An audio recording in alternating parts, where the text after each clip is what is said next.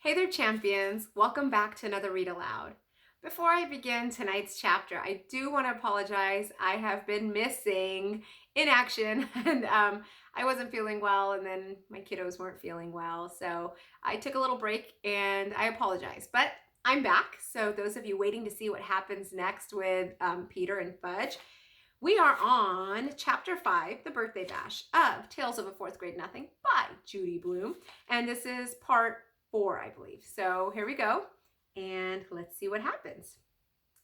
They all said okay. My mother went into the kitchen to chat with Grandma and Mrs. Rudder. I went into my room and came back carrying Dribble in his bowl. I put my finger over my lips to remind Fudge and his friends to be quiet. It worked. At first, nobody said a word.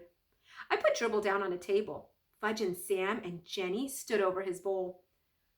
"Oh, turtle," Jenny said. "Yes, Dribble's a turtle. My turtle," I said in a soft voice. See, Fudge whispered.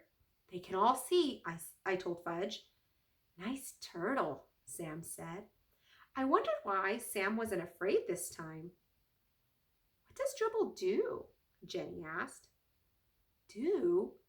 He doesn't do anything special," I said. "He's a turtle. He does turtle things." "Like what?" asked Jenny. What was with this kid anyway? "Well," I said, "he swims around a little, and he sleeps on his rock, and he eats." "Does he make?" Jenny asked. "Make?" I asked. "Make a tinkle." "Oh, that? Well, sure, I guess so." Jenny laughed. So did Sam and Fudge. "I make tinkles too. Want to see?" Jenny asked. "No," I said. See, Fudge laughed, pointing at Jenny. Jenny had a big smile on her face. Next thing I knew, there was a puddle on the rug. "Mom!" I hollered. "Come quick!" My mom dashed in from the kitchen. "What, Peter? What is it?" "Just look at what Jenny did," I said. "What is that?" my mother asked, eyeing the puddle. "She made on the floor," I said, "and on purpose." "Oh, Jenny," my mom cried, "you didn't." "Did too," Jenny said.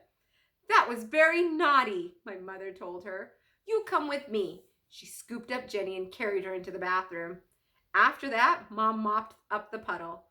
Finally, the doorbell rang. It was 2:30. The party was over. I could hardly believe it. I was beginning to think it would never end. First, Ralph's mother came. She had to wake him up to get him out of the apartment. I guess even she couldn't carry him. Next, Jenny's mother came. Mom gave her Jenny's wet pants and a baggie. That was all she had to do. Jenny's mother was plenty embarrassed. Sam's mother came last, but he didn't want to go home.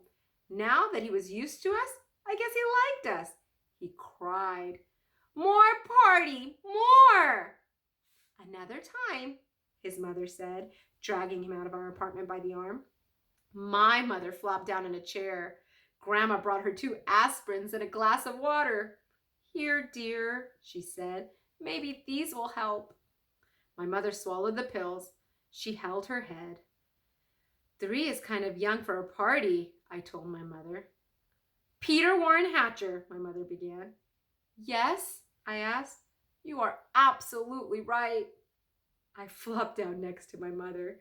She put her arm around me. Then we both watched Fudge work his new jack-in-the-box. Later, when my father came home, he said, "How did Fudge's party go?" My mother and I looked at each other and we laughed. I don't blame them. That's a pretty interesting party. That's the end of chapter 5, and we will read chapter 6 next time. It's called Fang Hits Town. And it's another long one, so it might take us a couple of reads before we finish that chapter. I hope you enjoyed that chapter, and I hope you have a wonderful night. I hope you sleep well, have sweet dreams, and I will see you all next time. Good night.